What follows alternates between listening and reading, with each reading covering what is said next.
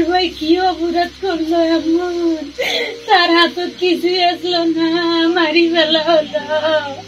জীবনটা কবে না আমার ভাই নাই। এই আহাজারি ভাই হারানোর শোকে যে স্বপ্ন দেখাতো দরিদ্র পরিবারের সব সদস্যদের, অভাবের সংসারে বড় হয়েও যার ভাবনাই ছিল গ্রামের উন্নয়ন, এমন এক স্বপ্নবাজ তরুণ ছিলেন আবু সাইদ, যার প্রাণ কেড়ে নিল পুলিশের গুলি। আর আমার ভাই আর আমার মায়া ধরি কোনো কথা কবল আর কি কোনো ভাই কিছু আর কর না। আমার ভাই রংপুর আসলো, মানুষের কাছে খোঁজ নো ভাই। আমার ভাইয়ের একদিন চাকরি হবি, কত আশা করছি বন্য হাইরে কষ্ট করি পড়ছিল ভাই। হাইরে পড়বাস আসলো আমার, অর্থ সম্পদ নাই দেখি পড়বে পারি নেই ভাই। ভাই আমার ছেলে মানুষ বাইরে দেখি পড়বে পারছে। কোটা সংস্কার আন্দোলনে রংপুর বেগম রোকেয়া বিশ্ববিদ্যালয়ের সমন্বয়ক ছিলেন আবু সাইদ। তিনি ছিলেন বিশ্ববিদ্যালয়ের ইংরেজি বিভাগের শিক্ষার্থী। শুধু বোনের নয়, বাবা মায়ের শেষ সম্বলও ছিলেন আবু সাইদ। তাই তো সন্তানের কথা বলতে গিয়ে কান্নায় ভেঙে পড়েন সাইদের বাবা মকবুল হোসেন। আমার এক চাচাতো ভাই এক জমি খেত লাগাতে বলছিল যে রংপুরে থাকে, আর্মি যখন দাঁড়ায় তখন ওই লাইন দাঁড়াতো। পছন্দের চাচা আর্মির চাকরি করে দিচ্ছে, তাই কি হতে চাইছিল সে? এখন উন্নত মানের কোন চাকরি করবার ইচ্ছা ছিল।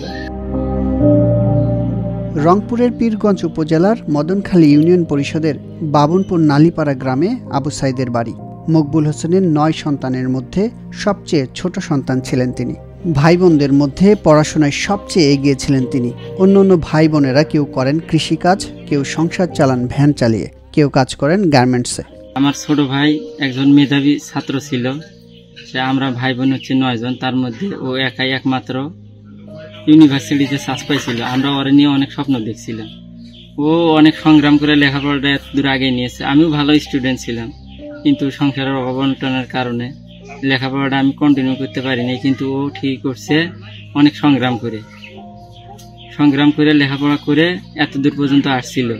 এই টিউশনি করে করে লেখাপড়ার খরচ চালাইতো, বাড়ি থেকে লেখাপড়ার খরচ দিতে পারতো না। পরিবারের সদস্যদের পাশাপাশি আত্মীয় স্বজন এবং গ্রামের মানুষদেরও প্রিয় মানুষ ছিলেন আবু সাইদ।